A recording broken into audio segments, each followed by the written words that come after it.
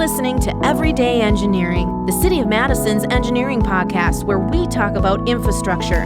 Complex topics explained simply, from the water that flows down your drain to the rain and snow that drains into the lakes, by way the curbs and streets we design. City engineering touches your life in so many ways, explained right now in Everyday Engineering. With the change of the seasons and the limited time of fall we all know we have in Wisconsin, time is of the essence to get going on your fall to-do list before winter moves in. And we know it's moving in fast. My name is Mohelnitzky, City of Madison Engineering Division Public Information Officer, and here to talk leaf collection, gutters, and all the more is Bryan Johnson, Public Information Officer and Recycling Coordinator from the City of Madison Streets Division, and Jojo O'Brien, she's an engineer from the Engineering Division for the City of Madison. Thank you both for being here. Yeah, thanks for having us. Thank you, Hannah. We got to talk about some gutters and some leaves. Both kinds of gutters, right? Both kinds of gutters. This is good. Street and house gutters. We all know leaves are everywhere, and city crews work hard to collect them as efficiently as possible. So let's get started, Bryan. Can you explain what people need to know about collection to make the jobs of our crews easier? Well, really the first thing people can do is when they set the leaves out, try to keep them away from obstructions the best you can. So the pushers that are pulling the leaves or pushing them off the terrace have room to maneuver. So you want to have about 4 feet from like parked cars, street signs, things like that. And also whenever you set the leaves out, if you're worried about them blowing into the street, like we all are here, you can put them in bags. You can bag your leaves, that's fine. But those compostable paper, lawn, and leaf bags are really your best bet. Because what we can do with those, our crews just grab them, put them in the truck, and go. With plastic bags, we have to rip them open, dump them out, and then we have to leave those plastic things behind at the curb because there's nowhere in the leaf truck to put them, which is a bummer. Yep. Or you can cover your leaves with a tarp as well, but just kind of being mindful where the placement is and make certain there's only like leaves and yard waste that's in there. So leaves, pumpkins, grass clippings, weeds, stuff like that you can pile in there. Brush that you've trimmed from your tree, that's a whole other thing. Don't put that in your leaves, put that someplace else. Okay, let's just real quick. What's the difference between brush and leaves? It seems very simple, but people may mix it up a little bit. Yeah, brush the stuff that you've trimmed from your trees, shrubs, and bushes that measure over 18 inches in length. It's like woody material that we could shove into a wood chipper. That curbside collection service is actually done for the year, so people shouldn't be putting that out at the curb anyway. So you've trimmed your trees in the fall. You can bring it to a drop-off site. That's fine. Or hold it till the spring, because we're not going to be around picking that up again till March or April in 2020.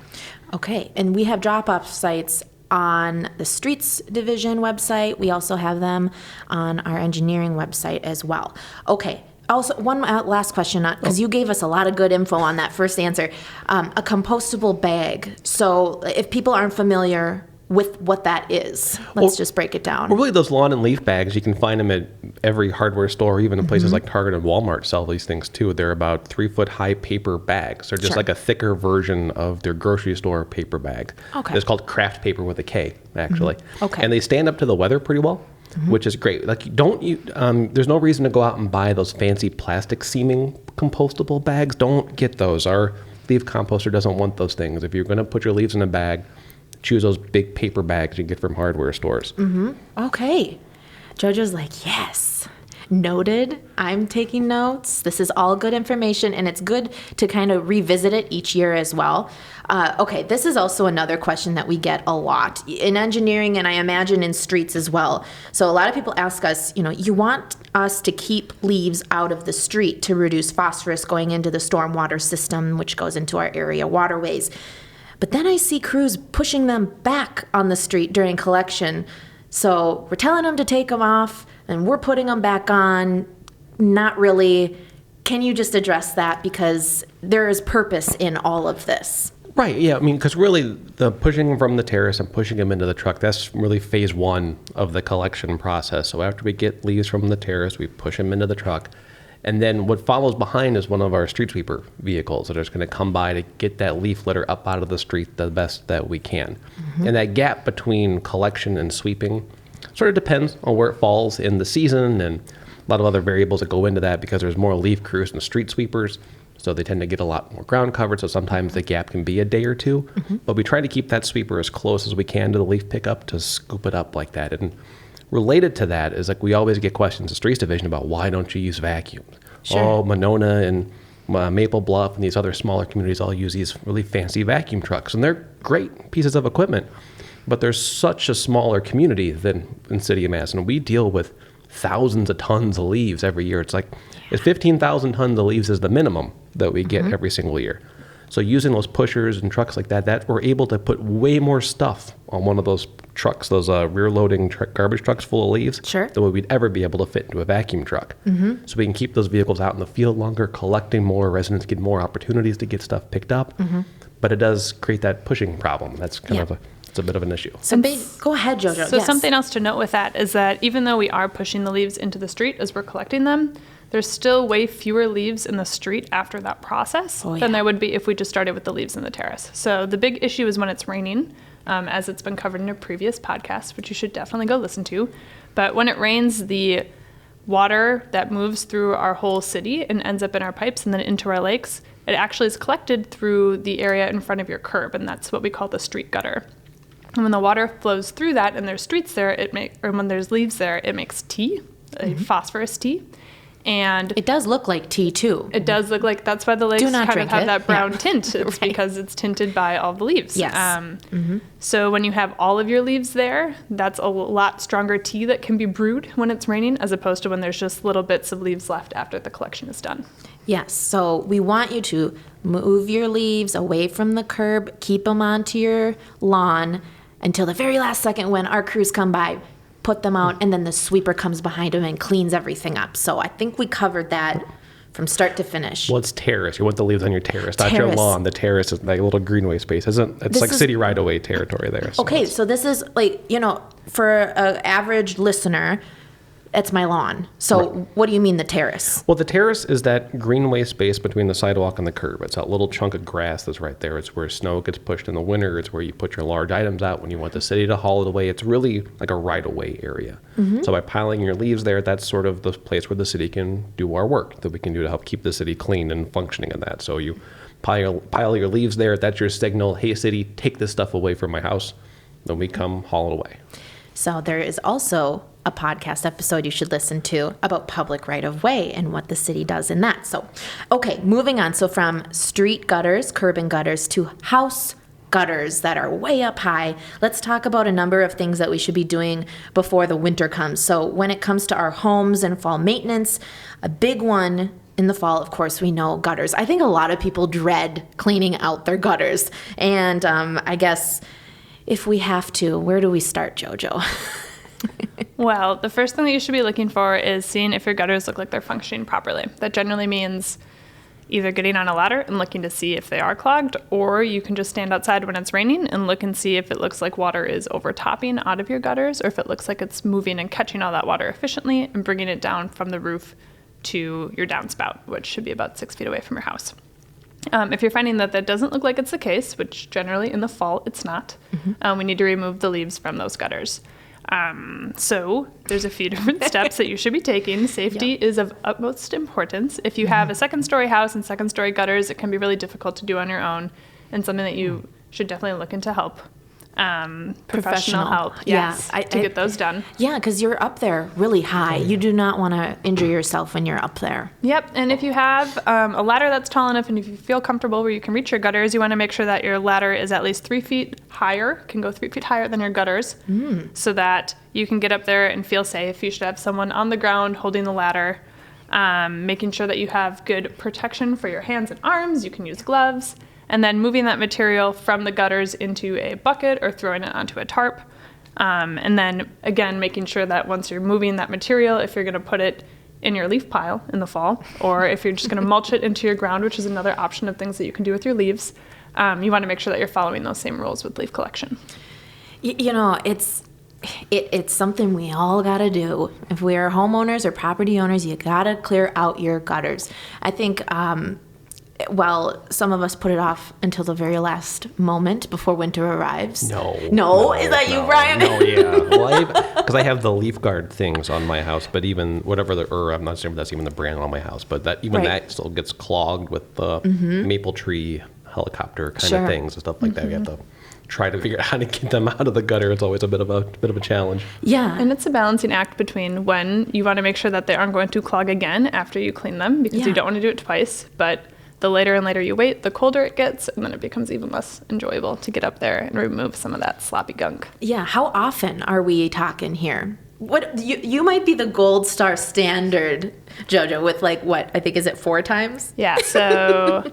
But not all of us are going to be getting up there 4 times. So can you kind of shed some light on that? Yeah, like I said, you just want to be looking out to see when it looks like they are no longer working effectively. So for my house, it's about 4 times a year that we need to get up there to make sure that it's effectively moving water away. If you're having basement issues with flooding, it's something that you'll probably want to do more proactively if you're noticing that they are clogging. If you're in an older neighborhood with larger trees that drop directly onto your roof and into your gutters, it's another sign that you should be getting up there a little bit more quickly. Mm-hmm. When you drive around the neighborhood, you'll see some houses with little trees growing out of their gutters, and that is a sign that they have waited a little too long. Not me. That's not me. That's not me. I got a lot going on in my house, but that's not one of the problems. Okay, what about gutter covers and screens? What about those? Do those work? Should we look into those? Any thoughts on that?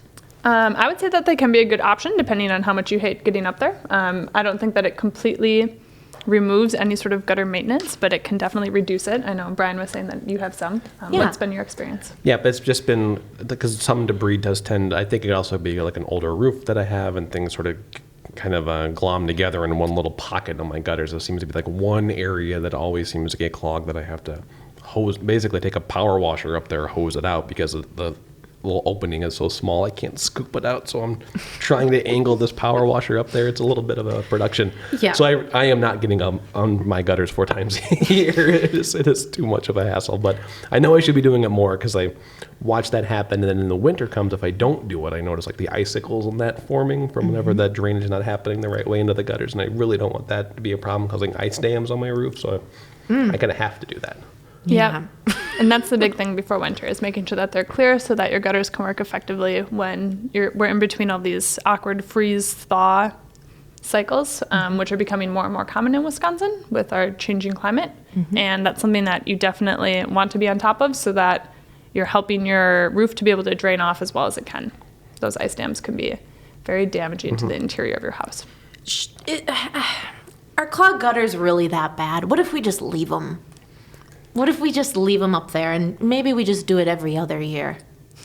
It's your house, I guess. You know, right. Do what you're gonna do, but they're gonna cause problems. It will cause problems down the line, is what I'm gathering from both of you. Like we said, with the ice dams, or if you're having any sort of basement drainage issues, that's one thing that's pretty easy that you can do to get up there. If you're not worried about ice dams, if your roof drains really well, I mean, that is a risk that you are definitely able to run, but it's a pretty easy maintenance procedure that you can be doing, and fall is a great time of year just to quick get it done. Well, especially if you're in a neighborhood that doesn't have a lot of mature trees, you're not getting a lot of stuff that's winding up on your roof that goes in there. I know in my house there's tons of mature trees around there, so I should be up there more often trying to make certain hosing out the gutter the best I can. Sure. Okay, we have covered gutters in depth, and that's great. And I think hopefully when you're listening to this on your way to home or work or on the bus, you're thinking about gutters. Okay, so let's go back to the leaves for a second, because no matter if they're in your gutters, your house gutters, or your street gutters, curbing gutters, I'm curious because I'm sure you get a lot of questions in streets about how to do it right. And as we wrap up here, what are some of the things people are doing wrong that they should improve on when it comes to leaf collection? Well, some takeaways. Yeah, well, really, if they're getting it out on time, making certain it's 4 feet from all the obstructions, like I said, and don't put it into the street directly. I know we see that a lot too, where people feel compelled to protect that little right-of-way space, so they want to put it in the yard because they're really worried about those pushers and mowers that we use of damaging that lawn. I wouldn't worry about that too much. I mean, leaf piles this time of year on that greenway, the grass is starting to kind of go into basically like a hibernation mode, so you're not going to really damage the grass this late in the season, with it being so cold. And if, worst case scenario, let's say something does happen, the pushers do damage that terrace, we'll fix it in the spring. Just let the streets division know, we'll put you on a list, and we'll come back and kind of put some more grassy down, replace the dirt that was damaged like that, so it's okay, because really that is still city property kind of there, so it's okay. I get the urge. I do want to protect it. You want to keep that curb appeal going. But that is still that terrace area there. Like we still need the leaves there. Don't put them in the street because all the damage you're going to cause to the lake by putting that there. Sure. And then you can always put it in a bag, use those compostable paper bags or even plastic bags. If you have to do that and you really want to bag them and that's really your only option, okay.